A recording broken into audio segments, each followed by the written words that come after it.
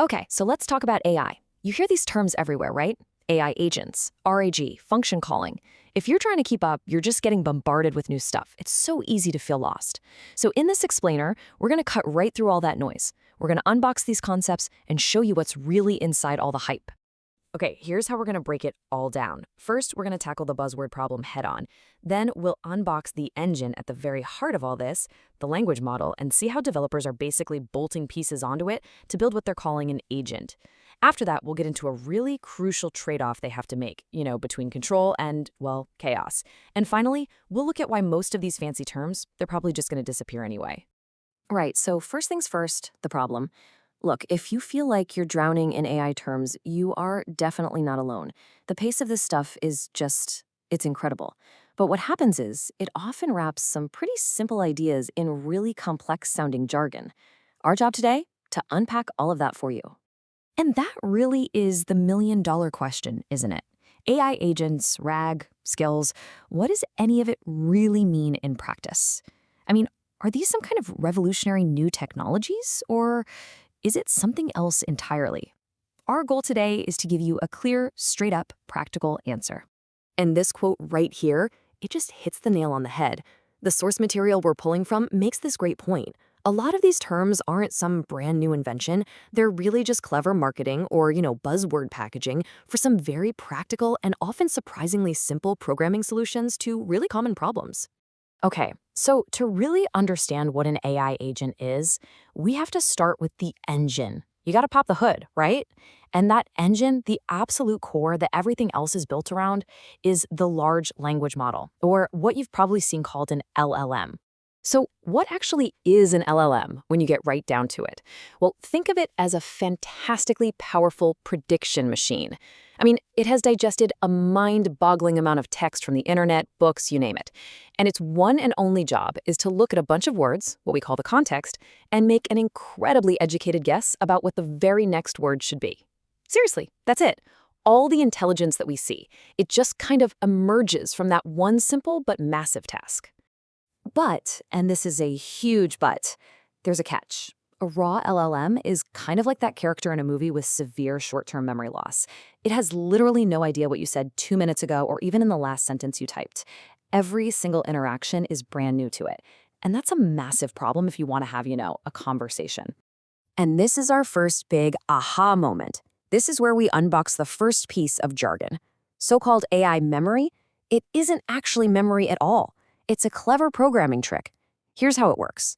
Before your new message ever gets to the LLM, a totally separate, simple little program grabs your entire chat history and just pastes it right in front of your new question. So the LLM sees it all as one giant chunk of text and replies as if it remembered everything. It's an illusion of a continuous conversation. Okay, so we've got our engine and we've got a little trick for memory. But how do we get it to do stuff, things in the real world?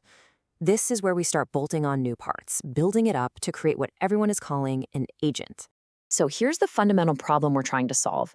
You've got two totally different worlds. On one side, you have the LLM. It's great at understanding vague, fuzzy human language, like, hey, can you summarize this for me? But it's absolutely terrible at precise actions, like saving a file to a specific folder on your computer. Then you have traditional code. It's the exact opposite. It's perfect for those precise step-by-step actions, but it has zero clue what summarize this even means. We need a bridge between these two. And that bridge is exactly what an AI agent is. The key insight here is that an agent acts like a project manager.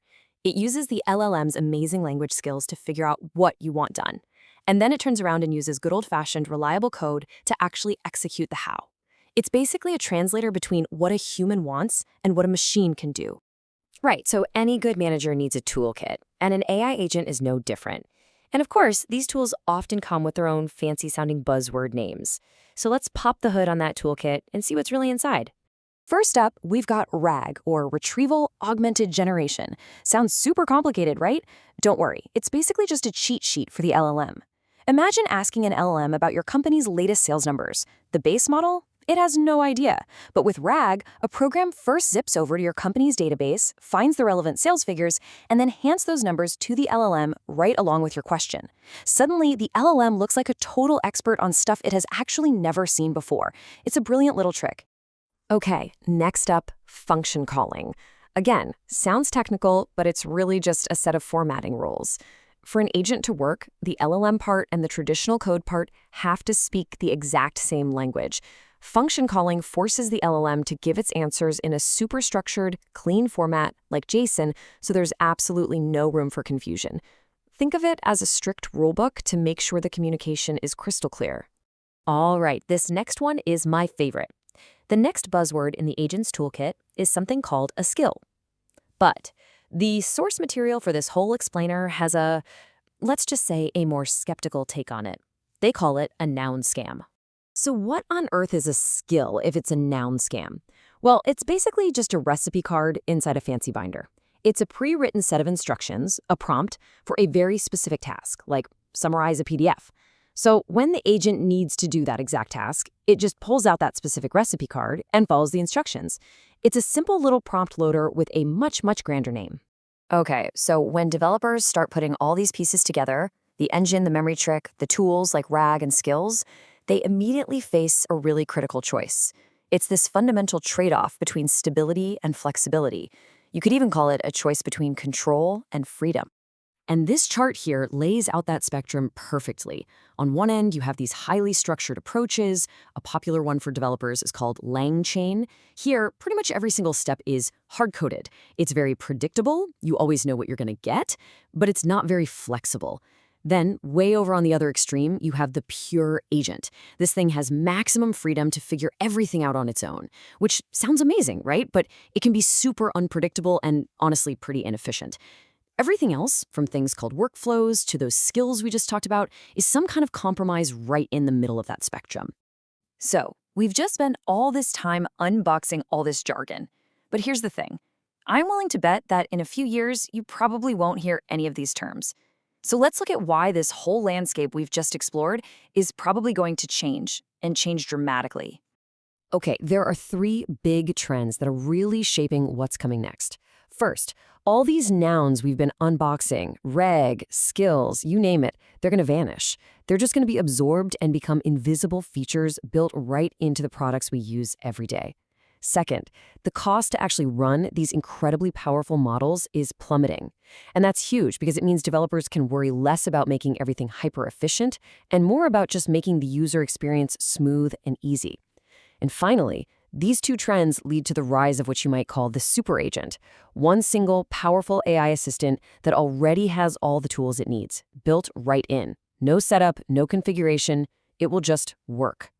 So look, if there is one single thing you take away from all of this, let it be this quote right here. Don't be intimidated by the jargon.